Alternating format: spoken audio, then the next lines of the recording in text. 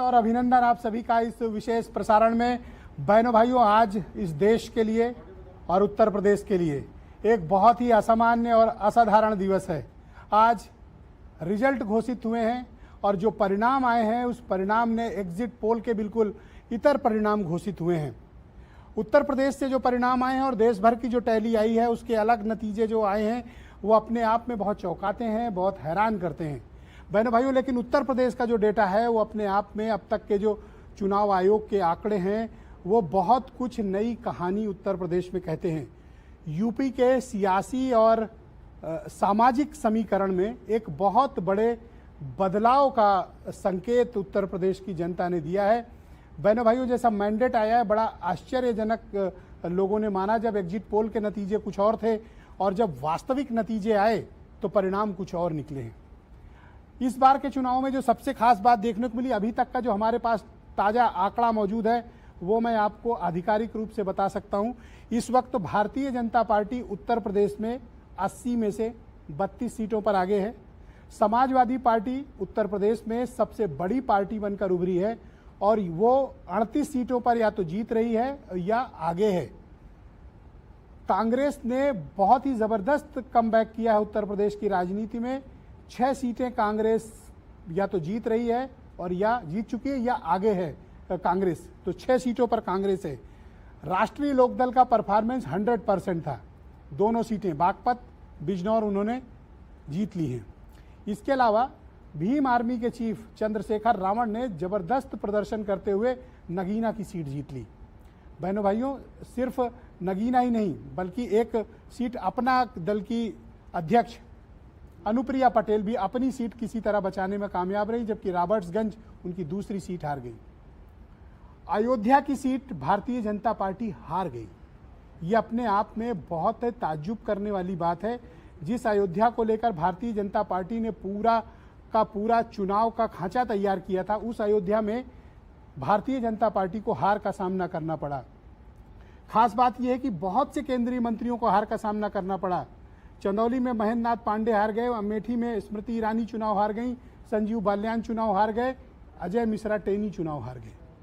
बड़े बड़े दिग्गज इस बार चुनाव में हार गए और समाजवादी पार्टी के उनके यादव फैमिली के सभी प्रत्याशी जीत गए इस चुनाव में। सभी 5 के 5 जीते। बस बदायूं का परिणाम अभी आना बाकी है, लेकिन वहां अभी तक की जो सूचना है उस हिसाब से आदित्य यादव आगे चल रहे हैं। आपके मन में प्रश्न होना चाहिए कि उत्तर प्रदेश का ये मैंडेट क्या कहता है। बहनों भाइयों, यूपी का ये मैंडेट कई तरह के नए सियासी समीकरण को बताता है। उत्तर प्रदेश में शेड्यूल्ड कास्ट कम्युनिटी और पिछड़ा कम्युनिटी की ये एकता एक प्लेटफॉर्म पर आना, ये बड़े सामाजिक और राजनीतिक परिवर्तन के संदेश हैं। ये पहला इस रिजल्ट के मसले हैं। दूसरा मसला ये है प्रत्याशियों के खिलाफ यानी बीजेपी के सांसदों के खिलाफ जनता में आक्रोश था, जिसको पार्टी समझ वक्त रहते नहीं पाई। बीजेपी ने ये बात कही, उनके जो मुद्दे थे बीजेपी के, राम, राशन, रोटी, राष्ट्रवाद, इन सब मुद्दों को बीजेपी ने आगे बढ़ाया। विकसित भारत करेंगे, लाभार्थियों की योजना चलाई। लेकिन बहनों भाइयों, इसमें ऐसा प्रतीत होता है जो मैंडेट आया है वो मैंडेट ये बताता है कि पिछड़े और दलित एक प्लेटफॉर्म पर यूनाइट हुए हैं। ऐसा मैं इसलिए कह रहा हूं क्योंकि बीएसपी का जो वोट शेयर है वो बड़ा वर्टिकली फॉल डाउन हुआ है। बीएसपी का 19% का वोट शेयर उनके पास था 2019 में, वो घटकर कहां आया है, अभी 9% के आसपास है। फाइनल डेटा आना बाकी है। ये प्रारंभिक रुझान है कि बीएसपी का डेटा महज का वोट शेयर महज 8 से 9% रहेगा। तो यानी बीएसपी का 10% का वोट शेयर कहां गया, वो समाजवादी पार्टी और कांग्रेस के बीच गया।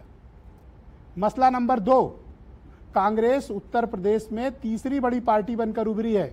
मोर देन 10% वोट और 6 सीट। कांग्रेस का ये बाउंस बैक हुआ कैसे, इसके बारे में भी आने वाले वक्त में बात की जाएगी। और अयोध्या हारना भारतीय जनता पार्टी के लिए बहुत बड़े झटके का विषय है।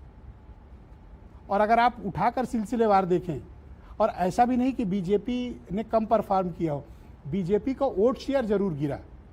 50% प्लस उनका वोट शेयर था 2019 में, वो घटकर कितना आ गया, 43% के आसपास या उससे नीचे आ गया।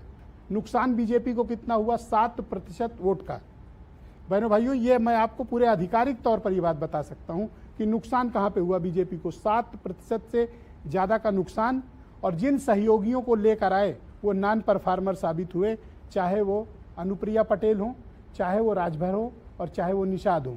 राजभर और निषाद तो अपनी सीट को गंवा दिए और इसके अलावा अनुप्रिया पटेल सिर्फ अपनी सीट बामुश्किल जीत पाई हैं। यानी सबके पर ये बीजेपी के लिए लाइबिलिटी बन गए, असेट नहीं थे। असेट सिर्फ एक पार्टी बनी, राष्ट्रीय लोक दल। समाजवादी पार्टी ने अपने कैरियर का सबसे बड़ा प्रदर्शन किया है। मुलायम सिंह यादव जब अध्यक्ष थे, पार्टी के मुख्यमंत्री थे, 2004 के चुनाव में 37 सीटें उन्होंने एक मुश्त जीती थी। अगर ये आंकड़े जो चुनाव आयोग के हैं ये बताते हैं कि इस वक्त समाजवादी पार्टी 38 सीटों पर आगे है।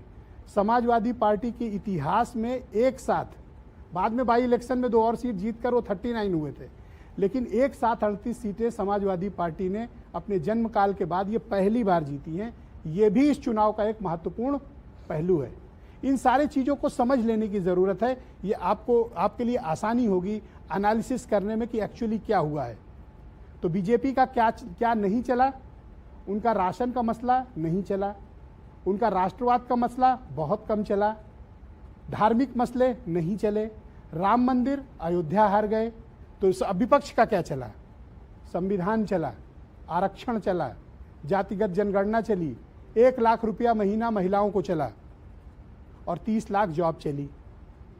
अग्निवीर योजना ने भी बीजेपी का बड़ा नुकसान किया यूथ के बीच, क्योंकि कल का भी जो आज सुबह से जो डेटा आ रहा है, more than 46% vote share youth का वो जा रहा है इंडिया की तरफ और 43% 42% के आसपास आ रहा है बीजेपी की तरफ, जबकि पहले ये था मोर देन 60%।